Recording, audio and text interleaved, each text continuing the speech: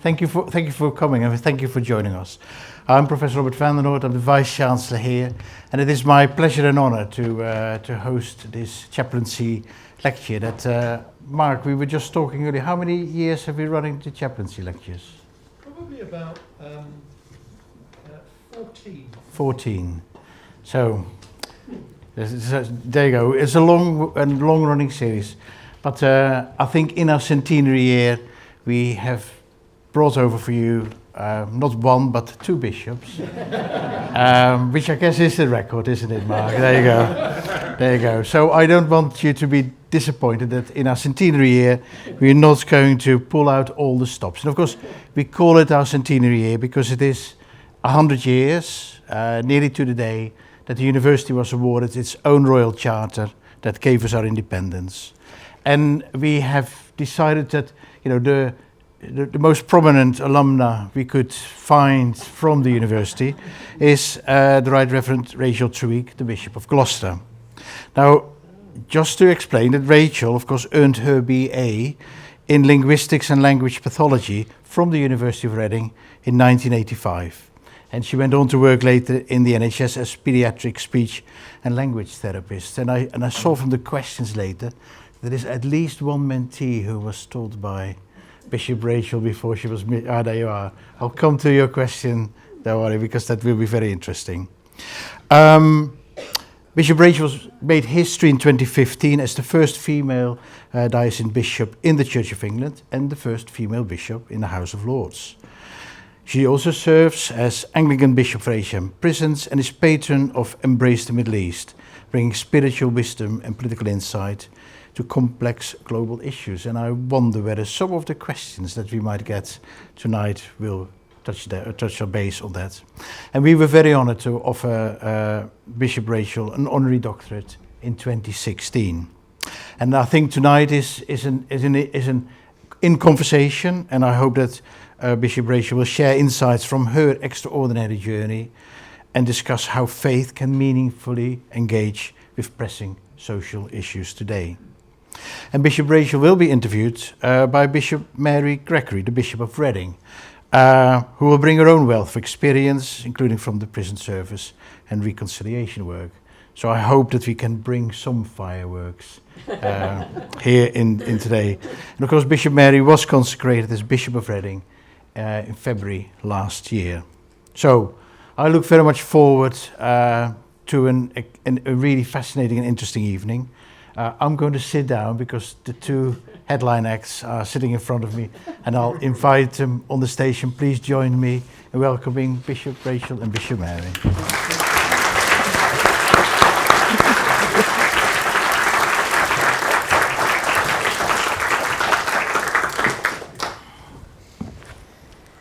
I think actually it's one headline act and one kind of Jeremy Paxman. Oh, that'd be interesting.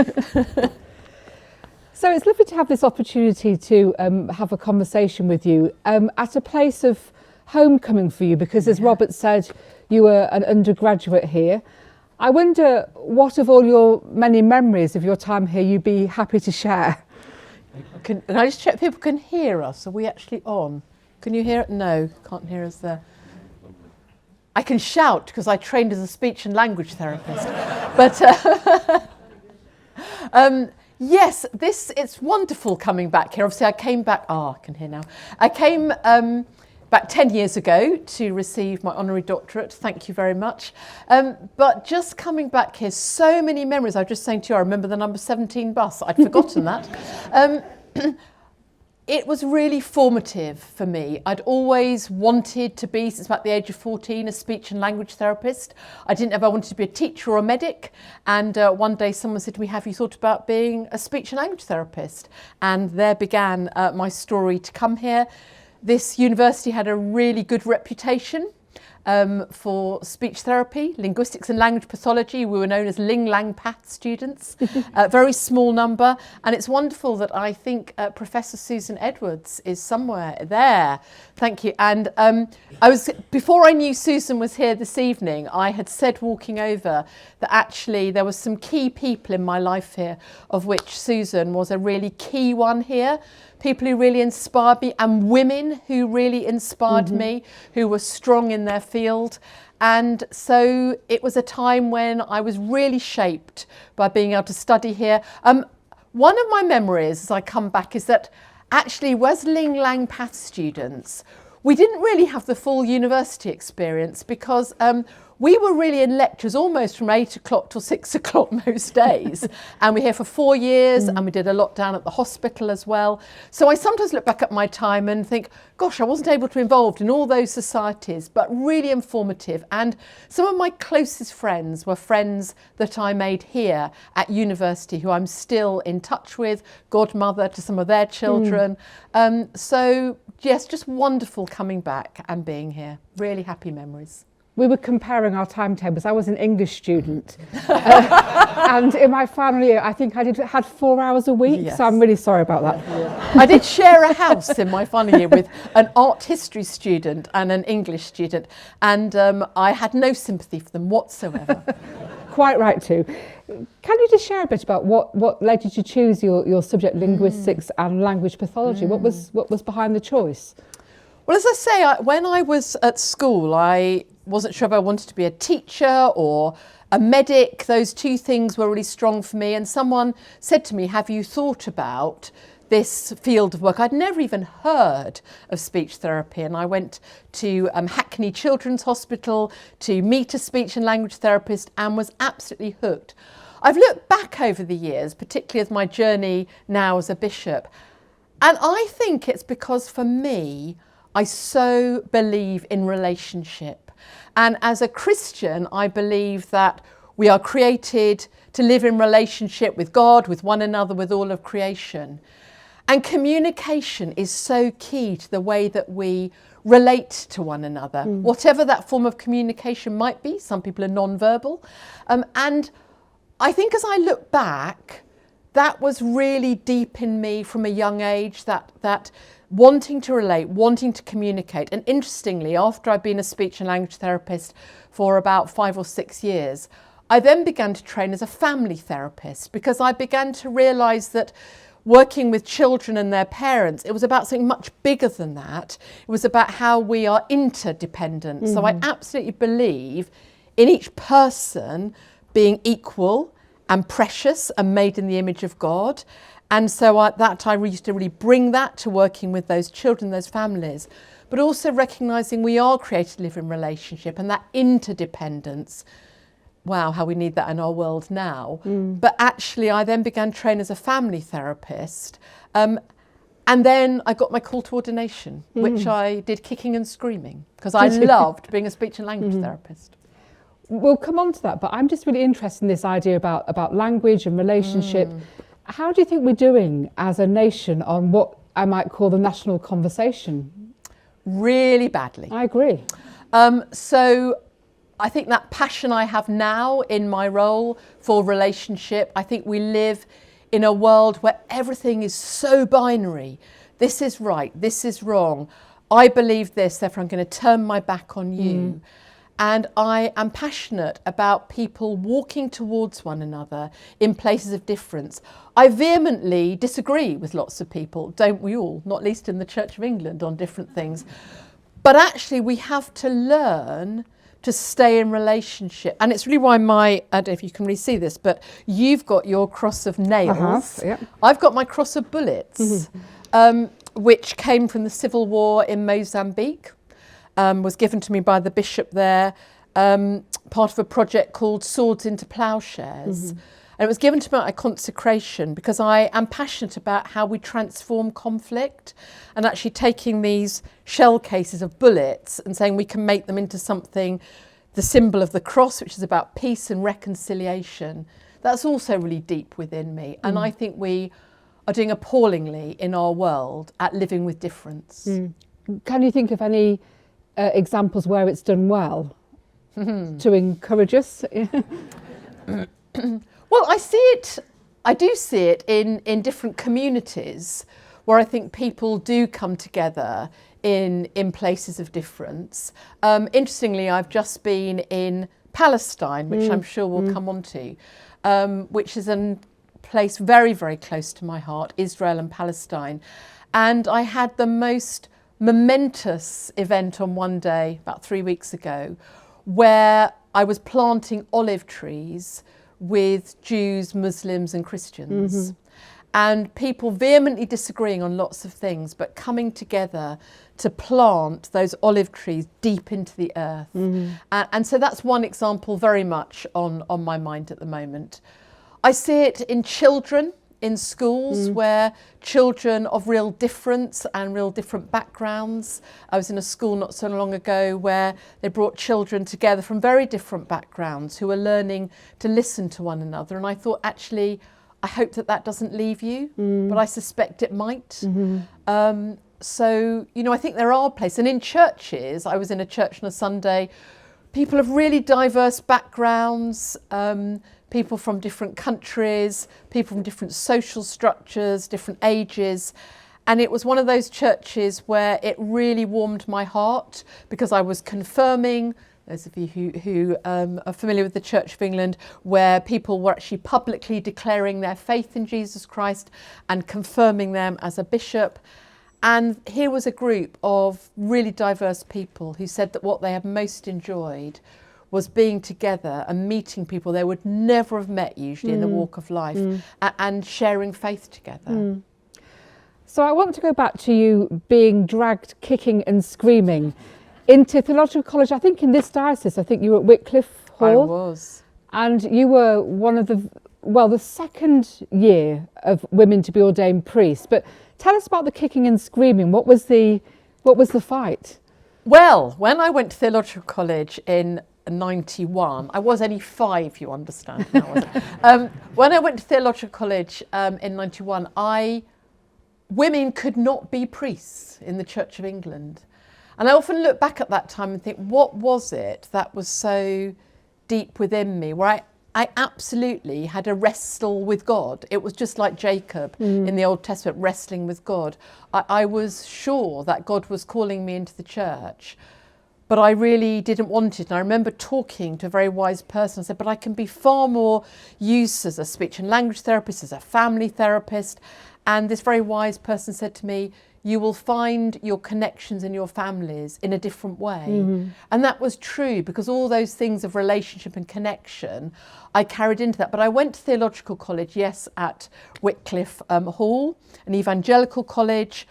I think I was very naive. I think in those days I thought a Christian was a Christian was a Christian, and it hit me in the face to discover that people had all sorts of different theological views. And it's fair to say that the majority of people at that time in that college did not believe that women should be ordained priests. I don't know what I thought at the time. And it was whilst I was there that the vote went through General Synod and then through Parliament for women to be ordained priests. So I was ordained deacon in 1994, which was the first year women were ordained priest, and then ordained priest the following year. But it was a real journey and it was tough. And I remember saying when I was first ordained, I've got no role models. Yeah. Who are our role models?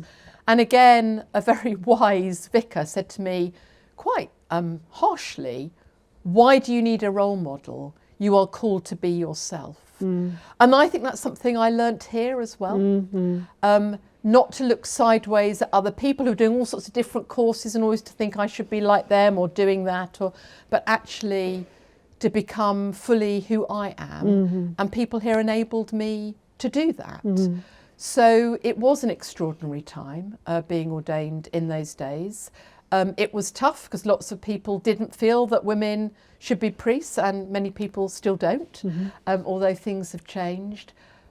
But I think I had such a strong sense of God's call that, again, I think I learnt to know what was my problem and what was someone else's problem. Yes, to deal with people graciously, but to hold my head up and say, this is what God has called me to. But they were certainly turbulent days, and I went to London, where I was served my curacy in Tufnell Park. Okay. And I'm really interested to hear from you how much, in what ways things have changed. We have the first woman Archbishop of Canterbury. I'm just going to do my own round of applause.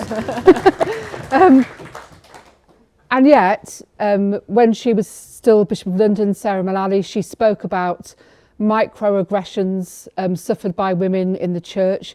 So I wonder whether you can kind of give us a sense of, you know, how things have changed and the work that you think there is still to do. Yes, so I served all my ministerial life in London till I went to Gloucester, and I was the first senior woman on the senior staff there as an archdeacon, and I sat on a group with 16 men. And I think one of the dangers is that people think, oh, now we've got female priests, we've got female bishops, we've now got a female archbishop, job done, tick.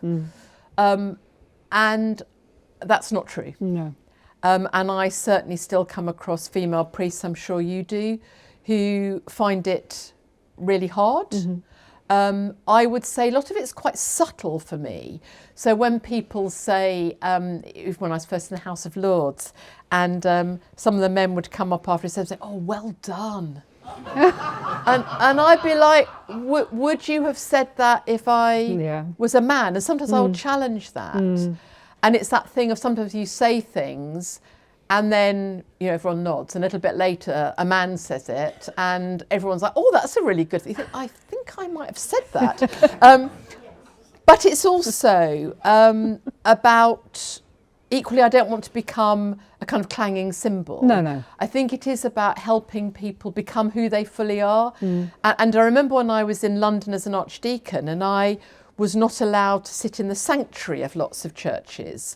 Because as you know, we still have provision in the Church of England for parishes to have resolutions in place if they theologically don't believe in women being priested or indeed having a female bishop.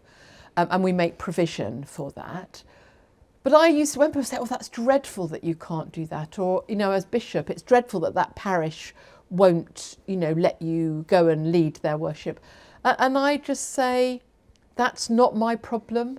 I will go on going towards them, and I, you know, have very good relationships with those people. But actually, it's about not apologising for who we are. And I hope that actually we are enabling other women and other girls to see actually what might be possible for them.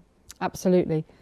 You've spoken a couple of times about our calling to become fully ourselves, and I think that's obviously it's turning out to be a very important strand for you. And the church is also wrestling with another element of allowing people to be fully themselves in terms of conversations around human sexuality. Things feel to have stalled quite a lot. Can I ask you, as somebody who sits on General Synod, of course, you know, what do you feel is at stake here, and what gives you hope? I would love to hear some hope in this area, if there is any. Yeah. So I think one thing I have really learnt over the years, not least when I became the first female diocesan bishop, is don't read everything you believe in the headlines. So don't believe everything you read in the headlines. And I think one of my sadnesses is how things get reported and how conversations actually have been are not always the same thing. So, you know, at the moment people are saying living in love and faith, which is the programme we've been living, look at human sexuality, has come to a halt. I do feel sad, personally, I have to be really honest, to say where we have got to, but those conversations have not ended. I think this season has ended, and there's been a recognition that actually if we are going to have what we're calling standalone services for people in same-sex relationships, blessings that are standalone services, not an existing worship, we have got to put that through a synodical process. But I think that nuance hasn't always been captured. Personally, where I am, and I've been on a journey over the years, I absolutely want to celebrate people in same-sex relationships. I do believe I want people to be who they are. I want to celebrate to love and permanence in relationship. I also recognise that we have different theological views in the church. And I think that's, for me, that's a sadness. And yet as a bishop, there is something about, I have to be really clear, this goes back to the thing about being a female bishop, I'm really clear about what I believe and what I think, and yet recognise I have to hold a generous space for all people. And for me, the hope, I hope that we will continue along this track, I hope. I hope if we can create a church where we can hold together those different views in a world that is not able to do that, I think that can be the church's gift to the world. I think there are lots of things that the church has had very open public conversations about that other people say to me kind of on the quiet, oh, I'm glad you're having those courageous conversations, because actually we can't have them in our organisation or wherever we are. So that's the hope for me about people staying together in a place of difference. And for me as a bishop, like you, in a diocese where there are very diverse views and theological positions, I want to say, I will have your back as bishop, whether you hold this position or this position, as long as it's theological and as long as we are celebrating the dignity of every human being created in the image of God. But actually, if you over here do not feel able to bless same-sex relationships, what I would love to think is that you might be generous enough to point people to here and actually where that can happen. And I think my fear is where voices have got very shrill and people have been adamant that they are right and you are wrong and people have walked away from one another. But my hope is where I see people of difference sitting together, talking, praying together. And at Synod, of course, it's been very painful, but there have also been some really moving, poignant people sitting together and talking with very different viewpoints. So that's where I think the hope is for me. But I am very, very aware of how painful this is, particularly for people who identify as LGBTQIA+. And I want to say, you are absolutely welcome and loved, and we are equal. Thank you. That's really helpful. So you have a busy life, I think, because you're Bishop of Gloucester, but you also sit in the House of Lords, and you are also the Church of England's lead bishop on prisons. And here's where some of our stories intersect, because I was 10 years in prison. Don't be nervous. It was a career, not a sentence. But I'm really interested. I'm a long time out of prison now, sort of 21 years. And in some ways, I think I was there at a good moment. I'm not sure that this is a good moment. You know, how would you characterise the state of our prisons at the moment, Rachel? Appalling. You know, we have the highest prison population in Western Europe, and that should be a blight on our country. And we also know, so I go back to my media headlines, we tend to do policy by Daily Mail headline. Other papers are available. And actually the public narrative is driving us into longer sentences, tougher sentences, and yet all the evidence is that it's not having any impact on crime. We're running at a rate, I think, looking at the stats recently, that within a year of leaving prison, I think it's about a 60 to 70% reoffending within a year of leaving prison. We are not changing things. Our prisons are in pretty bad condition overall, and we are obsessed with punishment. And this again goes back to linking back to my speech and language therapy, because I believe in the dignity of every human being. That's why I'm passionate about prisons. And again, we seem incapable of holding together those who offend and those who are victims. And certainly in Westminster, you're either, you know, speaking up for offenders or speaking up for victims without recognising that majority of people who are offenders have once been victims. So, you know, 70% of women in prison have been abused themselves in some level. And so what we're not doing is changing lives. And for me, my big picture, I suppose, that all of this sits in, everything I'm talking about, is, for me as a Christian, we talk about the kingdom of God, transform lives, transform creation, transform communities. If we're really clear about the fact we're passionate about all people flourishing, about communities being transformed, that has to be the big picture in which we say, so where does our criminal justice enable that to happen?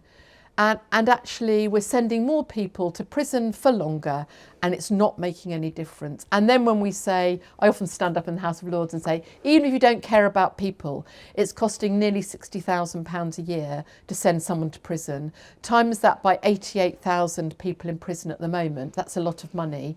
And 80% of those people are in prison for a non-violent crime. So we tend to think everyone's in there for a violent crime. Please hear me say, I do not condone crime. And there are some people who need to be in prison for a very long time. But so many people are on short sentencings, going through that revolving door. And then we look at stats, talking about transformation. You know that I think it's somewhere about 40 to 50% of people in prison were once in care. I'm very quick to say that doesn't mean if you grew up in care, you'll end up in prison. 50% of people in prison were once excluded from school. You know, when we look at those kind of stats, what are we doing when we send people to prison who get their children taken away from them, who go into care, who then get excluded from school? What do we think we are doing? It's so striking, your statistic of 88,000 prisoners in custody in England and Wales, because when I joined the prison service in 1992, there were 42,000. That is a huge increase over that time. And I feel so sad to hear your description. I joined only a couple of years after the Strange Ways riots. When there was the Strange Ways riots, you had people on the roof throwing down the slates, and then lots of copycat riots. But then there was a lot of investment in prison. And one of my roles was as head of regimes, and we taught prisoners to read and write, to have a trade, to learn a musical instrument, can you believe? And it just feels like things have gone so far away from that. And part of that is that actually we're not investing enough. So the rhetoric in newspapers, in Parliament, is that let's build more prisons. So this government will say it's all the fault of the previous government, didn't build enough prisons. Now, there is truth that's not invested, but the answer is not to build more prisons. We need to be working far more with more people in the community who are not dangerous. We need to be working on meaningful relationship. You know, something like 50% of people now leaving prison are homeless. We know that if people have a home, if they have a meaningful relationship, they have purposeful activity, and someone works on their addiction with them, we know the success rate is high. And again, I would say the key thing that's missing in prison is that meaningful relationship, because prison staff, their morale is low. We need more investment in probation, because if we are going to work with more people in the community, which hopefully with the new sentencing bill going through, that will happen. But that can only work if we've invested in our probation.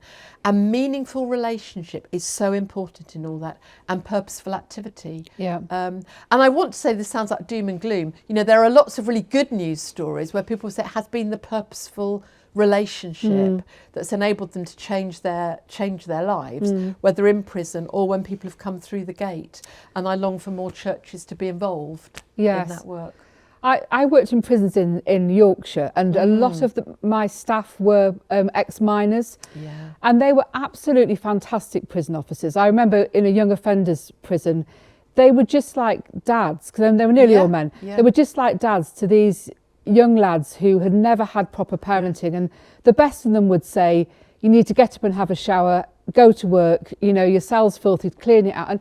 And that's the relationship that you're talking about, actually. There were sophisticated programmes as well, but that kind of interaction was the saving of some people. And I think, you know, one of the things I say when I go into prison, going back again to the speech and language therapy and the, you know, the value of people, is I say, whether I'm in a primary school or I'm with men or women in a prison, I say, I am no more important than you are. because the danger is, we have titles like Rt Revd. I am no more important. None of us here are any more important than anyone else. But we are called to be fully who we are in different season of life, called to different things. And one of the reasons I'm so passionate about prisons is I look back on my journey as a woman and things I've been able to do now that people couldn't do. And I sat with women in Eastwood Park Prison on the day that I was announced as bishop, because it's in the diocese. And I said, some of the women said, why do you want to be involved? And I said, because I believe there's a new chapter for you. None of us can rip up the previous chapters of our life. They're there, but there are always new chapters to be written. And I think in prisons, I don't see enough of that. We believe in you. You might have done awful things, but even in prison, you can be a world changer. You can choose to be kind to the person next to you in prison, or you can choose to attack them. And actually, we can do that transformative work. And that's where there's not the investment or the people with the time to do that at the moment. I have to do a shout out for chaplains in prisons, and say often that's where people do say that they get that relationship, in the chaplaincy. Yes. And I think it's true. Well, in my day, it was true to say that actually women in prison get a particularly raw deal in the system. Is that still the case? Yeah. So the prison system is designed for men, and we still haven't caught up. So, women are still being issued with, PE kits that, that are for men. And that women, it's a very small number of the population. I don't know what the figures are this week, but it's between 4,000 and 5,000 at any time. And most of those women should not be in prison. And we are literally doing that revolving door. They've either had their children taken away from them, they've lost their home, they come out of prison, they can't get their children back because they haven't got accommodation to have their children back. Whereas we know when we invest in women's centres, which work with a woman holistically on parenting, anger management, what keeps getting you into these bad relationships, we know it turns lives around. And the self-harm of women in prison is huge, and the rate of suicide, because most women are extremely vulnerable. And that's not to say, I need to say men are vulnerable as well. So I need to say that, but actually the women's estate is really, I just think, why can't we sort that out? I mean, thank you very much for being a voice on those issues, and also for being a voice on Israel-Palestine.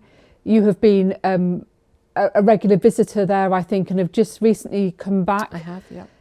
I would love to hear from you, what you experienced there, first of all, on your latest visit.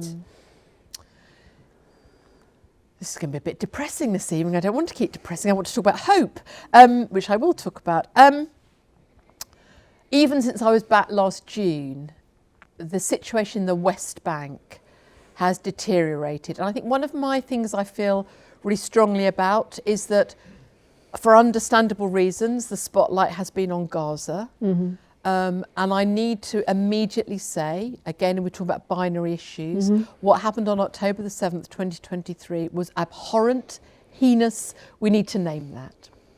What's been going on in Gaza has been abhorrent. And the danger for me is that we focus on Gaza and we took our eyes off the West Bank. We need to talk about Palestine, which is Gaza, the West Bank and East Jerusalem. I'm very glad we now recognise the statehood of Palestine, which is why I won't talk about the occupied Palestinian territory. I will talk about Palestine, which is occupied. But the occupation in Palestine, it is just awful. So people in the West Bank who have no one to protect them. So again, I want to say, we were talking earlier, I will never talk about being pro-Palestinian or pro-Israeli, because as soon as you're pro something, you're anti someone else. My starting point is pro-human dignity and everyone being treated with respect and having equal dignity. If you go to the West Bank, Palestinians live under occupation. They are treated as less than human. They have no one to protect them. So we see more and more settlements growing up. That really, really concerns me at the moment. We need to be speaking out. Israeli settlements in that Palestinian territory are illegal, but settlements are growing up more and more and more. I saw it when I was there in the South Hebron Hills in June and a few weeks ago. You're looking after your sheep, you're growing your olives. It's partly why we're planting olive trees, because they'd been ripped up by settlers. And what will happen is settlers will come onto your land, they will attack you, sometimes quite violently, will try and take away your sheep, your goats. You might then throw stones. That's not right, but you have no way to protect you. If you call the militia, you are likely to be arrested yourself, even though it's your land. And there is no one to protect you. And the population of Christians now in Palestine is less than 1%. And people are leaving by the week. I was with someone last week in London who'd come over to visit and saying, I can hardly stay there because when my children say, can you keep me safe? I can't say that I can. So people are leaving all the time. I visited the military courts when I was there last year with my bishop to prison hats on. And I have to say to you that Israel, and I'm criticising the government here, I want to be really clear, there is no place for anti-Semitism on our campuses, in our communities. Jewish neighbours are fearful here and they should not be. I want to be really clear about that. But I also want to say that when the Israeli government are deliberately, and I would say deliberately, and I would use the language of ethnic cleansing, driving out Palestinians from their land and actually suffocating people, having to move into smaller and smaller areas. They are not able to cross checkpoints all the time. New checkpoints spring up. So this person last week said, they've now put a checkpoint in front of my 10-year-old school. We may not get across the checkpoint each day. They are living under that oppression of occupation. And we need to be speaking out against that, because there is undoubtedly, this government Israeli government, want to do annexation throughout the whole of the territory, which will then become Jewish Israeli land, and there will be nowhere for Palestinians to go. And we need to wake up and recognise that. So I will speak very passionately about that and work very closely with lots of wonderful Israeli Jews, the rabbis for human rights that we were planting the trees with. There are plenty of Israeli Jews and indeed Jewish people here who themselves would speak out against the injustice. And one of my most poignant times was speaking with soldiers who've been in the IDF, some who've been serving in Gaza, who are now naming it as it is, and that's not popular. No. And I think not always easy for you, actually. If I mean, I've come off X, formerly known as Twitter, but I know from other sources that you get a lot of backlash for the clarity and compassion with which you speak, I think. Yes, and I think I do on a number of things, on the issue of Israel, Palestine, the issue indeed of prisons. I speak out a lot on prisons, and that's not popular with people who don't always agree. But I think deep within me is that sense of God is a God of reconciliation. God is a God of relationship. God is a God of justice. And somehow, amazingly, God is a God who holds justice and mercy together. And in all the things we've talked about, we are not good. We are not good at holding justice and mercy together. We either want justice where we punish people, or we want to say, well, let's just condone, let's not worry too much. Let's do the mercy. But we have to hold those together. And that will therefore create a world where the victim and the offender are equally valued, where the Israeli and the Palestinian are equally valued, where the man and the woman and the boy and the girl are equally valued. And I will go on speaking out about those things, and I won't be cowed into silence on that. And we're glad. We're really glad. You've said that this was going to be a bit gloomy. I haven't experienced you as at all gloomy. I'm not you know, rather determined and clear-sighted, and really understanding what your values are and living those out. So I haven't heard any gloom actually at all. But I would like to ask you, in a life that feels, that I know is really demanding and rewarding, I hope, what is it that brings you joy? Do you know, it's going to be awful. The first thing that pops into my head is chocolate, and I know that's not the right answer, particularly as it's Lent. Actually, I do want to just go back to that little visit to Israel-Palestine, because the last thing I always do when I go on my visits is I always go into the old city in Jerusalem and go to the site, as far as we know, is the site of the Holy Sepulchre, the empty tomb. And I always light a candle there and pray, because for me, a lot of what we're talking about is about the pain of crucifixion, which always dwells with the hope of resurrection. And so actually, being here gives me joy, but I think it's really important to live in the present moment as well. A lot of what we talked about is things that have gone wrong in the past, and what might the future look like. I take great joy in trying to really focus on the present moment. It might be looking at spring. Thank the Lord that spring is on its way.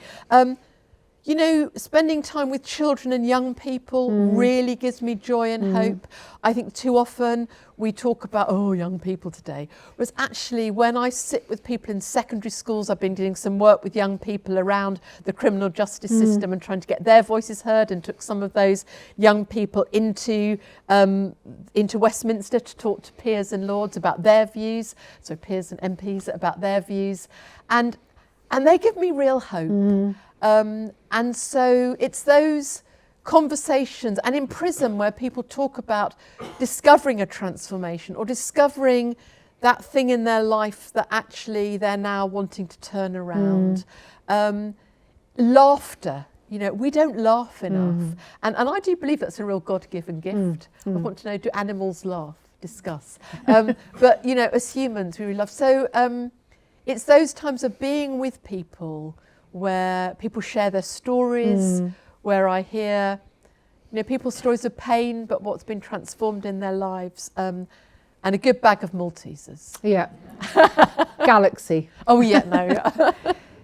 Thank you so much for sharing some of your story with us. I know there's going to be opportunities now. Robert's going to be asking you some questions that have been pre-submitted, but for this part of our conversation, can we very warmly thank Bishop Rachel?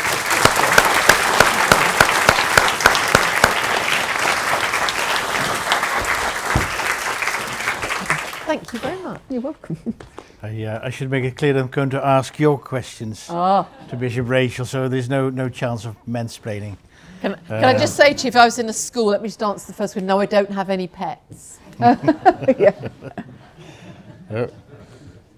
So how I can be better like this. So as I promised, we have one of your mentees in the room, Penny Carter, who asked. We my first job in Camden with my mentor. Wow. Do you remember? Yes, I do. I rang you up one day and you've just been really, really mean to me and silly, and you were so wonderful. I probably turned on and left the job with that and be for you. You're fantastic. Oh, thank you. Well, we were talking about Lena Rustin. I'm going off your question, but Lena Rustin was a formidable person who used to visit the university and do sort of like management training with us. And quite a lot of people would end up in tears. And I decided that she was an amazing woman who'd forged her path. And I decided I wanted to go and work for her, which is what I eventually did. Me too, and I remember when you died, she said to you, I can't believe she's eagerness to go to the church.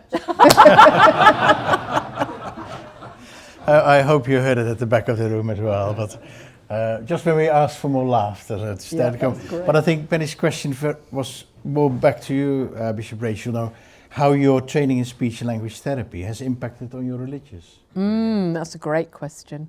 So I think it goes back a bit to what I was saying at the beginning, which is recognising that we are all equal, and that, because I specialised in paediatrics, that child who's really struggling with their speech or with their language, who's frustrated, where there's perhaps creating difficulties within a family, actually recognising that that child is made in the image of God, and that family and that child are precious. And, you know, I did a lot of work with children with Down syndrome. I often wonder, you know, where those children are now. Children with all sorts of disabilities. And being able to give that child that time and that space to say you are really valuable and precious is something that has really gone on living with me. And I think just recognising that we are created to live in community and relationships. So I often look back on that now and think, actually, I think it was deep within me from a young age. I think the other thing I would say is, dare I say this, people hear from churches, I don't think as adults in churches we are good at dealing with conflict and we don't communicate well. And I often say that in most churches I see adults acting either like toddlers having a tantrum or like teenagers having a strop. And how do we have adult to adult conversation? And I think some of what I've learned about communication is also about saying, how do we communicate well together? You might think that you can speak or that you've got good language, but that's not what I'm seeing here in how we're using that. And also how, when I use a word, so when we're learning about, you know, what is language? But lots of sounds together, you know, to make words, which are symbols. Actually, when I hear you say something, I might interpret it differently. How do we, as we do with young children to help them understand, how do we as adults say, what do you mean by that? What do you mean in the language and that babble of noises you are making to express your feelings or your thoughts? Let's just ensure that we're really hearing one another. And that for me goes right back to being here with people like Susan, David Crystal, who was another, Professor David Crystal was one of my, again, real heroes. So I think it all goes back to that. And he was here not that long ago to celebrate, I can't remember, how many years language? 50 years. 50 years. And as eloquent as he always was. Yeah. It was very good to hear. I had very inspirational people when I was here. I want to go back to a bit of Palestine and Israel, because there were two questions from it. And you mentioning toddlers and tantrums immediately brings me to that point. But Rajinder Nijar asked, in the light of Matthew 13, verse 24-30, I think this is a test. What do you think of Israel? And Lindsley Sharp asked, do you think the Church of England speaks out properly against the occupation of Palestine, which contravenes international law? And I think I want to layer it up. You know, the politics of the Middle East and Israel and Palestine has changed so much under the current President of the United States. So just your reflections on those things. Yes, so I think going back to the Matthew, this is a really controversial subject about how do we understand Zionism, the Jews as a race, as God's chosen people. I would say my reading of Scripture is that it was through the Jewish people that actually God was restoring all the world, and that all people are called, neither Jew nor Gentile. And so for me, I do believe that actually, I obviously believe that Israel, Palestine has a very special place because it's where, Christ walked on earth and where God came to earth to be among us. But I do not believe in that sense of the chosen race in a term of it not being about all people being called to be equal and to know God's love and salvation. So some people say, well, why do you get very politically involved? It is because of my sense of human dignity. People say, well, why do those who read the Church Times will know that I had a great criticism from some of my fellow peers in the House of Lords. I've done a fairly robust response this week. They say, why don't you speak out about other places in the world? Well, I do, and so do other bishops, but we can't all talk about everything all the time. And so I do feel very strongly when I look at Christian brothers and sisters in Palestine being decimated and leaving, And many people here may have been on pilgrimage to the Holy Land, and we talk about walking in the footsteps of Christ, but we don't really walk in the footsteps of Christ. We go and we see all the holy sites, and it's all very lovely. But if we truly want to walk in the footsteps of Christ in that place of justice, I am very concerned about, I'm probably getting very political here, very concerned about the role of the United States. And, you know, I think it's fair to say that the United States will never criticise the Israeli government, and I think there's all sorts of reasons for that. I think deeply embedded in what wins votes. We have to be really honest about this, about what wins votes. And I don't think our government is speaking out enough. I do want to see sanctions on products in the Israeli settlements, not because I think I'm naive, it's going to change everything tomorrow, but because it would send a strong signal. And I will go on talking against anti-Semitism. So I get called anti-Semitic in the House of Lords when I speak out about Palestine. And I absolutely say I am not anti-Semitic. I want to stand alongside my Jewish brothers and sisters. That does not stop me talking out against a government. And I think really clearly in there is a government that will talk about living under international law and a rule-based system. There are plenty of countries in the world who don't live a rule-based system. But when Israel says we live under a rule-based system and we live justly, and I want to say you do not, and you are contravening all sorts of conventions. And we're living in a world, aren't we? And we look now what's going on in the States. Perhaps going back to where we very first began, I will say this, there's a lot of testosterone in our leadership in the world at the moment. But there is. And there are lots of men, and please men, don't hear, it's not anti-men, but there are a lot of men who are going back to the might is right. Yeah. And actually it's about wanting to be popular and what I want. And as a Christian, that's not the starting place. I'm all for men and women in leadership together, which is what we want in the church. It's not about women against men. It's about we need men and women together. And that's not what I'm seeing in our world. And I do feel we need to speak out about that. Thank you. I won't push the political buttons too many times. And I will try to pick up some of the questions that go back more to the core of faith and to make sure that we end up on a high towards the end. Well, chip it up on a high. But I do want to come back to the prison side of things. Another question, and maybe Bishop Mary, your views as well. Francis Jakeman asks, how might we support people leaving prison after serving their sentence? Now, you've already touched upon it, but I think that is specifically the role of the church. Yeah, so one of the things I do a lot in my role as Anglican Bishop to prisons is that I work with lots of charities, organisations. In fact, here's a little plug. On the 10th of March, there is an event in London. There are still places available for people in churches, in Christian initiatives who want to be saying, how can we better support people in prison and those coming out of prison? And if I was to give you one thing that you could do, it's to sign up to the Welcome Directory. So the Welcome Directory is a directory of places of all different faiths, not just Christian, who will say, we will support you when you come out of prison. And a lot of people in prison will look at that directory, and there are 4 simple training sessions to do. People get very worried about safeguarding. That is properly covered. Not everyone who's in prison is a sex offender.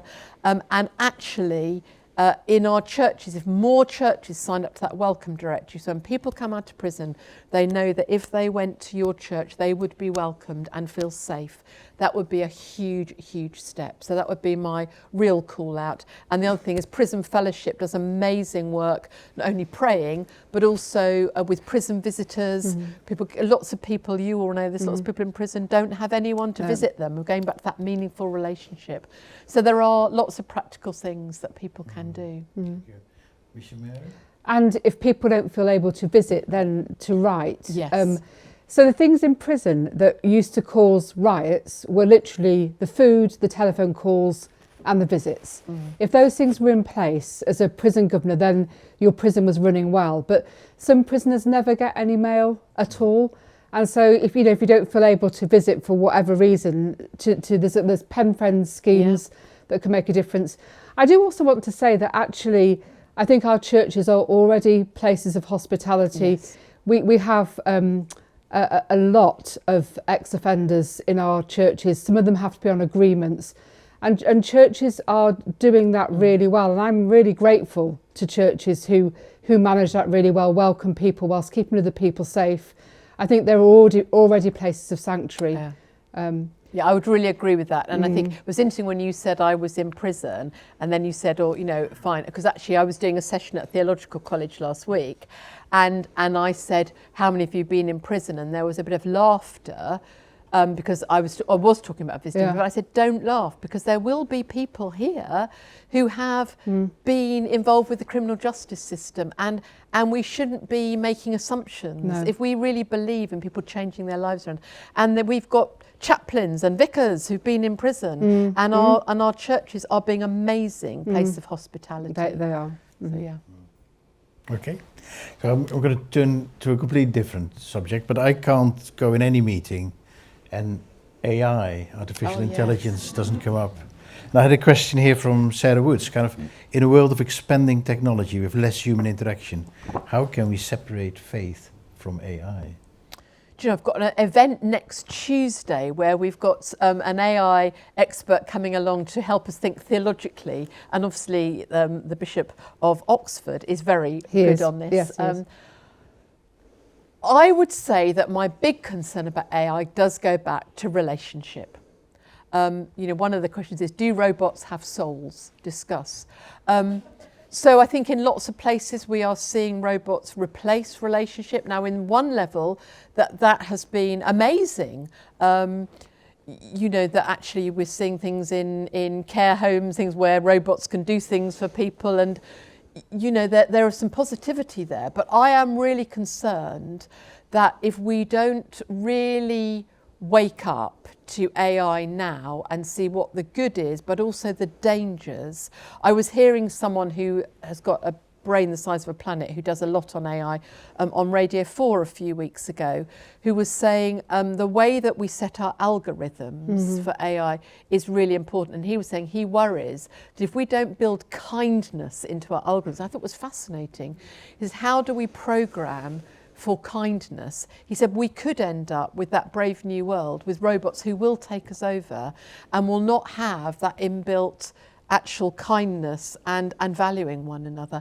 And I found that quite terrifying. So I think we have to wake up to it and not sleepwalk into it and recognise where we can use it for good. So one of our, we have the most amazing college near us called the National Star College, some of you may have heard of it, which works with 16 to 18-year-olds who have the most severe disabilities that you can have. And it's wonderful because they have the most amazing experience of being at a college, often with a number of carers per person.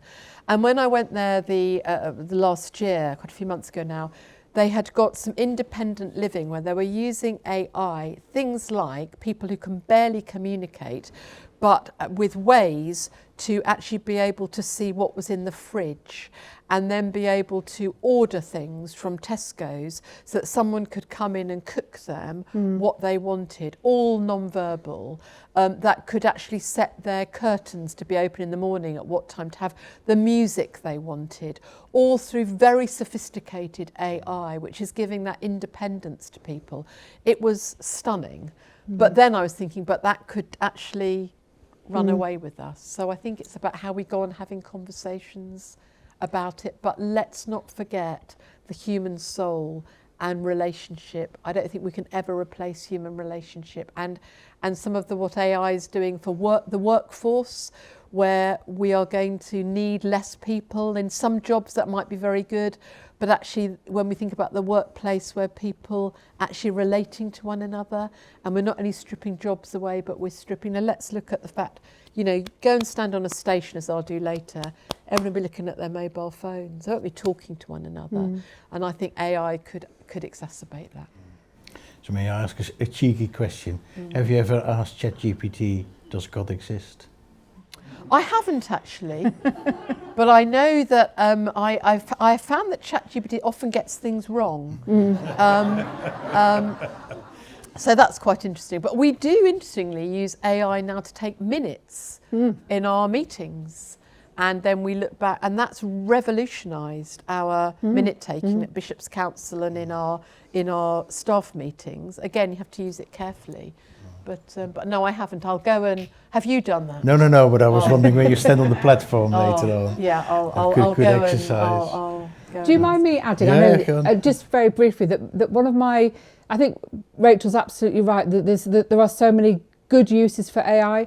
One of my big concerns surrounds sort of the ethics of human creativity. Yeah. And you know, I was speaking to some young people recently, one of whom is an artist, and she's really anxious that there won't be space for her because you can put in your terms into AI and it'll generate an image. So I think there are real questions around AI and the ethics of creativity that I would want to keep having a conversation about. That feels serious to me. And it's something to do with the human soul. It is, Rachel. and creativity and relationship. I'd want to put those two things together because we create things in conversation. Yeah. That's part of our creativity. You watch a child with, give them a few cardboard boxes or give them a bit of paint and they create and they imagine. And actually we mustn't ever lose that. So, yeah. Yeah, I won't dig any further, but there are quite a few questions more on the kind of the, religion itself. Do? Brian Morley asked your views on the relevance of religion in the 21st century. And I guess this has a lot to do with this world of technology. So I, again, interestingly, I'm quite careful about the use of words. I want to always distinguish between religion and faith. So I think religion, we have, all our different religions have rules and structures and, our holy books.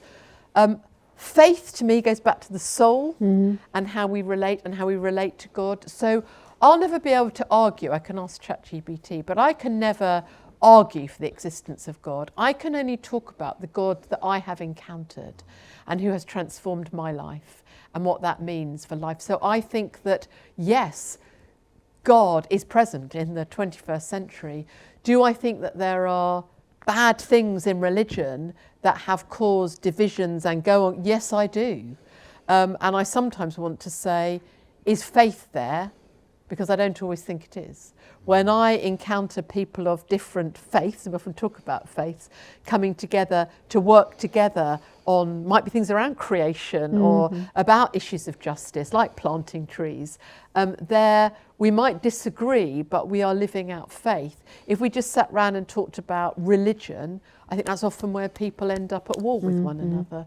But I absolutely do. And I think how we learn more from one another, I think often we're very fearful of difference. Again, I think chaplaincy, whether it's at universities, in hospitals, in prisons, some of the best thing I see there is people of different faiths, different religions, working together for the good of students, of people in prison, or people in hospital.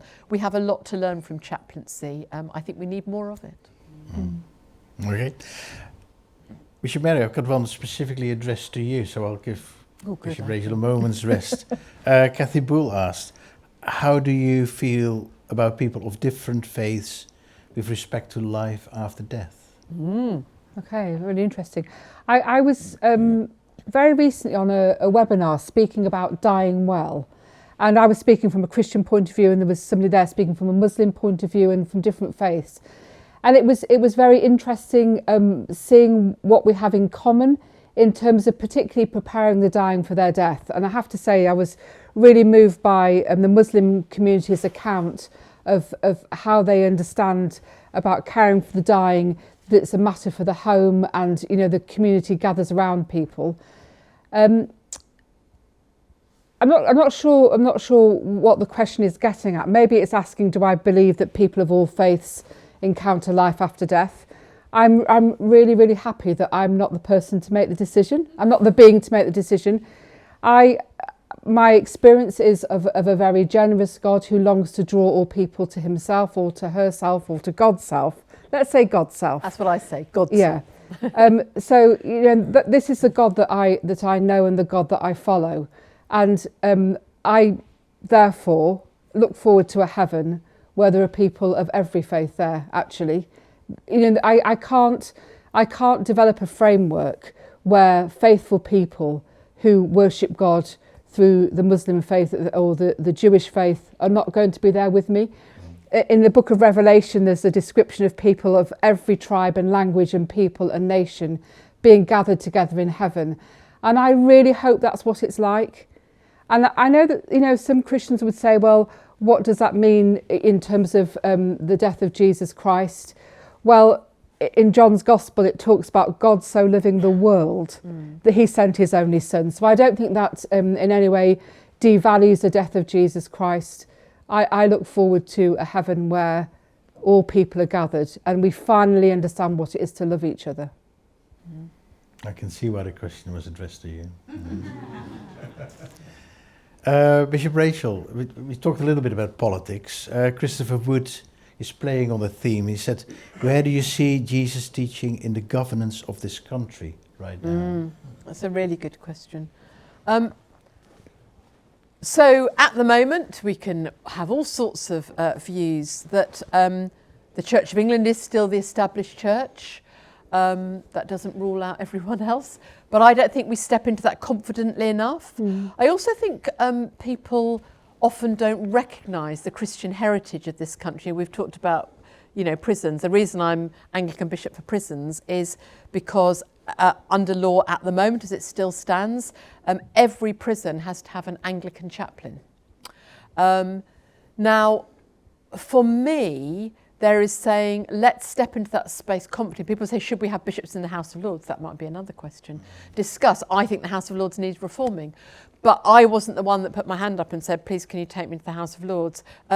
When the Queen, as was then, now the King, sends me a writ of summons, I turn up and I will therefore use my voice.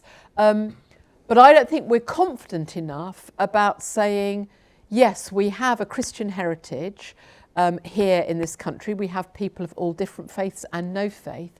But I want to be confident about my faith. But actually it goes back to that sense of I want to use my faith to say, I believe that God made everyone in the image of God and cares about every person, wants them to flourish. And that can sound very woolly. I don't want to be woolly. I want to be really clear and distinctive about Jesus Christ. But I also want to say, actually, if we look at love your neighbour as yourself, I would say that most people would say, well, I believe in that. Do we live that? No, I don't think we do. Going back to your question about how do we live with difference? What does it mean to love your neighbour as yourself? And Jesus had a lot to say about that story about, well, who is my neighbour? So I absolutely think I want to be more confident about how I talk about Jesus Christ, but not in a way that says, you know, I'm going to shove it down your throat, but I'm going to be confident about why I act as I act. It's because I believe in Jesus Christ, I believe I've encountered Jesus Christ, and because I believe in crucifixion and resurrection dwelling together, and I believe in hope. And I do believe that one day there will be no more pain, no more dying, no more tears, and that all will be made new. And I do believe that. And that's what gets me out of bed in the morning. So therefore, if I want to live that generosity of transformation, I want everyone to experience that, regardless of whether they then say, well, I too want to be a Christian. So yes. I think I'm going to ask you one more question. I know there are some questions I haven't been able to ask, but I also know there is a time for the train, and the train waits for no man. No, person. You know what I mean. And I thought it was a lovely question from Esther Wenger. What has been your most successful moment or challenge in your journey of faith? Wow. Most successful moment or challenge in your journey of faith? Gosh. You can make it uplifting or dramatic with a positive end. Yeah, that's success is a funny word, isn't it? It's one of those words about how do we understand ourselves, and I think I always want to go back to I am no more important than you are, but I've been able to step into this space now. I guess my consecration as bishop at Canterbury Cathedral, strangely alongside Sarah Mullally, who was being consecrated as Bishop of Crediton in those days, was an amazing and humbling experience. It was uplifting and humbling. all at once and thinking, gosh, and then when I was introduced to the House of Lords and thinking, even now, like tomorrow I'll just walk into the House of Lords and I walk in there and I think, gosh, how am I just allowed to, walk through this door? But I don't take that for granted, which I think is why I want to say I need to not take that for granted and use who I am and use my voice for other people. But both of those were amazing, amazing moments for me. And of course, I have to say, getting my place at Reading. And you might laugh, but Susan will understand this. It was really hard to get a place on the linguistic, and I think the year that I applied, there were 800 applications for 12 places. And actually, I do remember really celebrating and feeling really quite proud of myself that I got a place at Reading University. So thank you. You're welcome. Ladies and gentlemen, I think you honoured us with an open and very insightful evening in your journey. I think we are very proud to call you one of our alumni. Bishop Mary, thank you very much for asking the right questions and putting it in the right way. Ladies and gentlemen, can I ask you to join me in thanking Bishop Rachel? Thank you.